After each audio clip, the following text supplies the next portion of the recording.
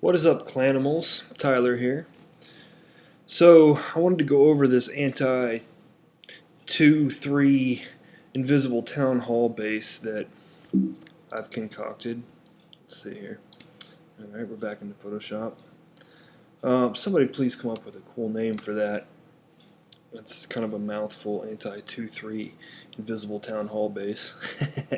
But it's worked well for me so far, and it's because I follow some rules. This is a really fragile base. You can see why. It's got a lot of exposed stuff. I mean, it's obviously an easy 1-star. But see, that's the goal. The goal of this base is to be anything but more than a 1-star. Give away the 1, save the 2, you know. I think if more people did that, well, you'd win more wars. Give away only 1. As long as you get more than 1 star with your attacks, you're at least even. And that's always been my goal. Get more stars with my attacks than I give away with my base. So let me go over my design, and I'll show you some potential. You know, my clan has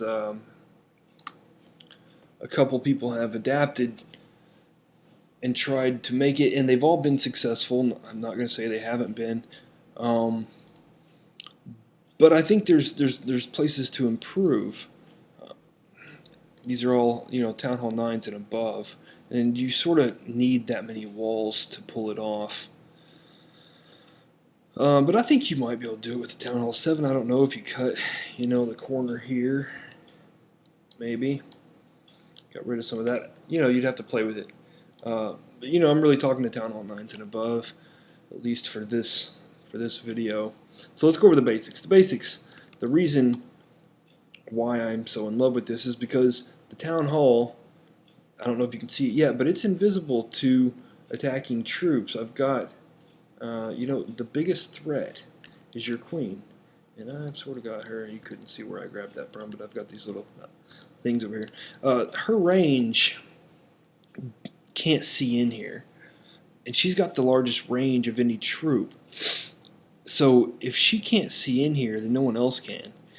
And as long as there's no bait in here, and when I'm talking about bait, I'm saying as long as there's nothing firing at her, or there's no troops coming across through the middle to pull her in, she's going to have no reason to go in here. She's got plenty of other options shooting at her that's going to draw her around. And I'm moving the queen around because, like I said, she is the biggest threat because she's got the biggest range.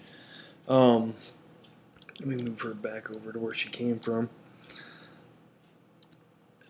Let me go over wall priorities, because wall priorities, they matter. Like I said, she's never going to go in there as long as she can't see it. But if any of these walls go down, and let me highlight what I think are the most important walls. First off, well, see, I've got this doubled up, but it would be, you know, these.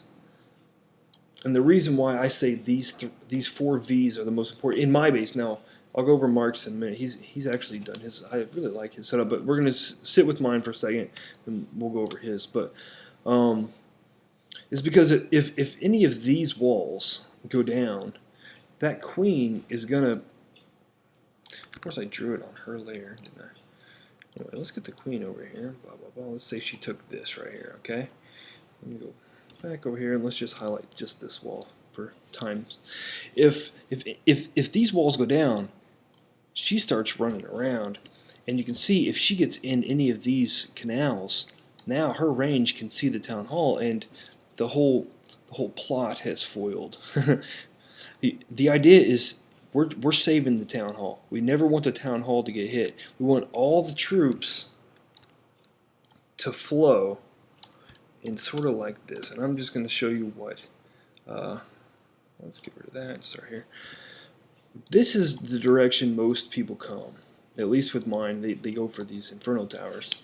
And this is where they attack from. Now, once they get into these sections, your troops, they don't have anywhere to go because there's sort of a void here. They don't see this. They only see the things firing at them. So they're going to go around.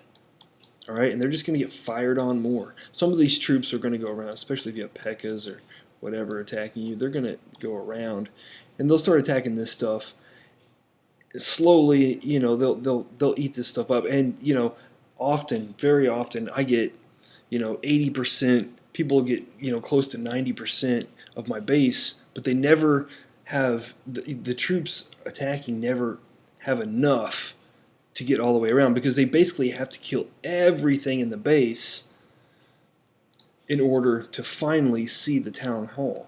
Now, occasionally I'll get hit by a bunch of level 4 drags or something, and they'll come in here and they'll start because people will lay them out in this big long swoop, and they'll come in, and most of them will go in these directions, but occasionally I'll get a straggler right in here, and that's why I have all my balloons here, and that's why I have all my traps here.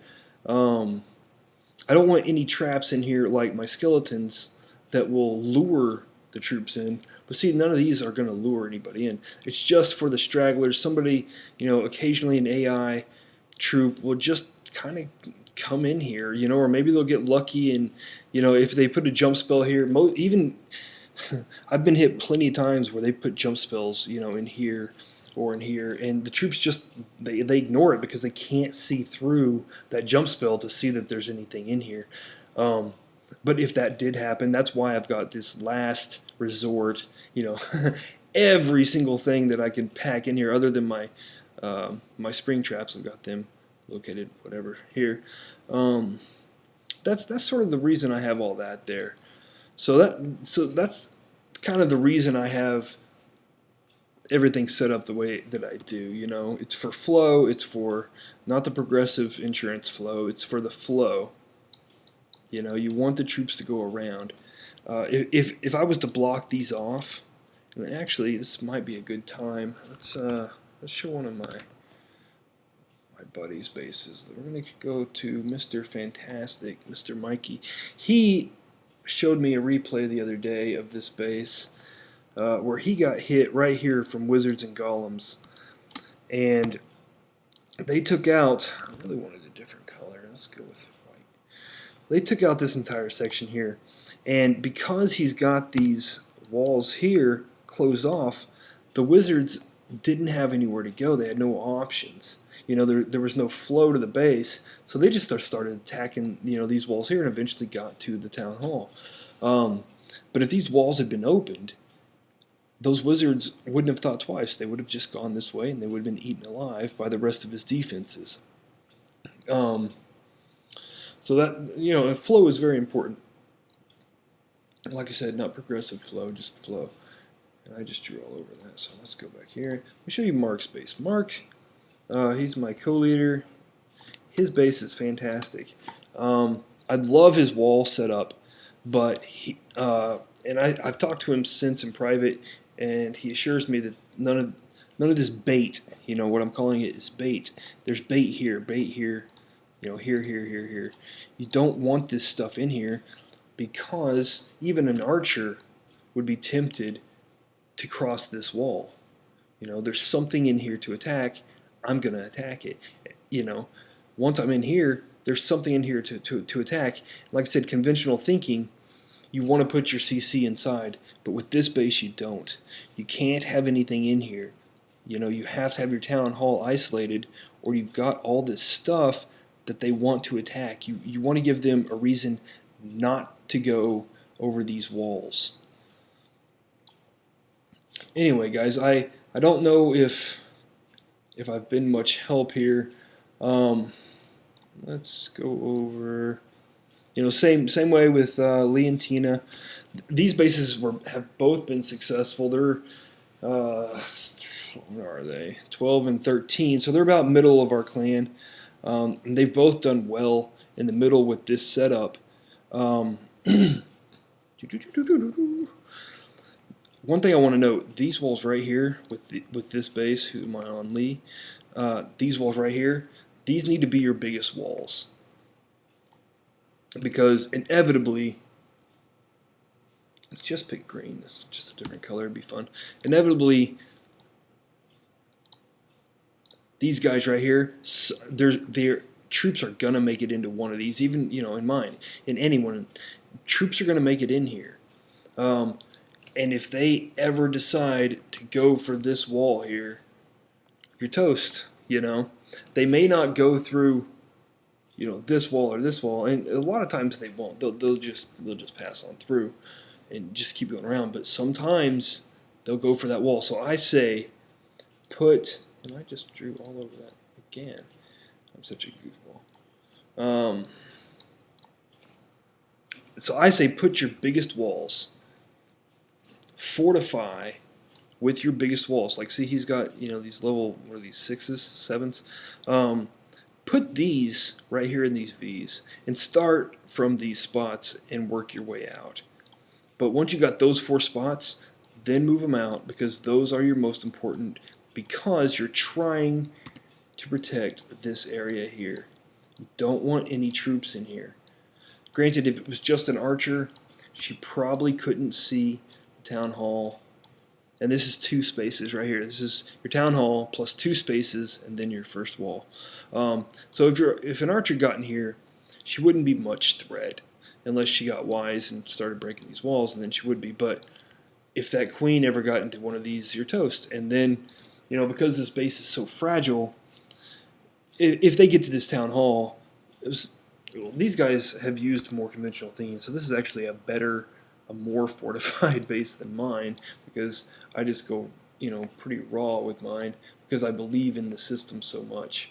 But if a queen got in here, because this design is so fragile, if they got to the town hall, they would most likely 3-star it.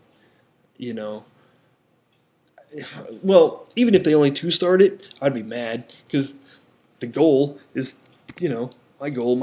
I think this is such a genius design. I'd be mad. So I'd start thinking of ways. And with me, I put these walls here. I put these extra couple walls right here, so they can't break through these. If they do break through these, they're only in here. Which I say only, like I said, archers get in here, they're not too much of a threat. But that queen got in there, she'd be a menace.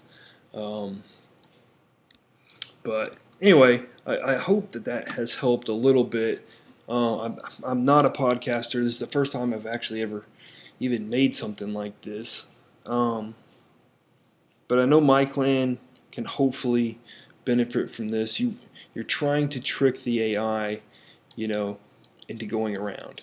You want the AI to go around, and you don't want to bait them. That's what I'm going to leave this with. You don't want to bait them. Don't give them anything to go inside for, and they won't, I promise. They absolutely won't. 8 or 9 out of 10 times. I've been through 6 wars now, and I still haven't been more than 1-starred. So I know that there's plenty of variations that could come from this, but what I really want to say is keep the flow and keep the invisibility, and I think you'll come up with a pretty good base. Anyway, guys, I hope this has been helpful. Let me know, comment, whatever. I'd like to know. I think it should be noted, I haven't been hit by Lavalunian yet. And that's something somebody brought up the other day. It's something I fear. I really, and the reason I do fear it is because, if a hound came in here and exploded, it's the explosion that I'm most worried about. And all those little guys being here, they would start attacking. But like I said, that's why I have my balloons here. That's what they're for. No base is perfect.